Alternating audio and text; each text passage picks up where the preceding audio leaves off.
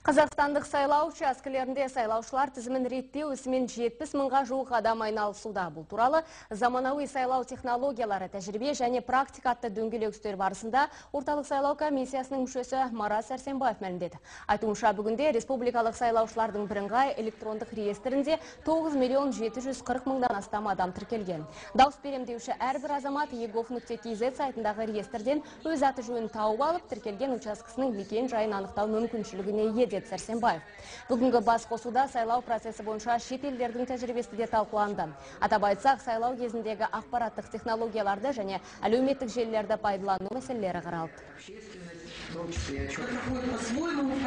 Бірыңғай тізім бар дейміз оны, реестр дейміз. Ол реестрдің ішінде барлық біздің азаматтар, барлық біздің сайлаушылар көрсетілген. Біз информация, сол ақпараттық технологияларды пайдаланып, сол деректерге сүйеніп дегендей, осы қай сайлаушы болсын, осы 9 миллионның ішіндегі сайлаушы, қай сайлаушылар сол бір 3-4 секундтың ішінде өзін тауып алуға сондай мүмкіншілік туғызылады. Бүгін орталық сайлау комиссиясы шет елдер мен халықаралық ұйымдардан тағы 44 бақылаушыны аккредиттеді. Комиссия мүшесі Татьяна Хлопкованың айтуынша, бүгінге дейін халықаралық ұйымдар мен шет елдерден барлығы 496 бақылаушы аккредиттелді. Сыртқы істер министрлігі 31 елден келген бұқаралық ақпарат құралдарының 134 өкілін аккредиттеді. Жалпы алғанда 630 халықаралық бақылаушы мен шетел журналист аккредиттеліп отыр, деді Хлопкова.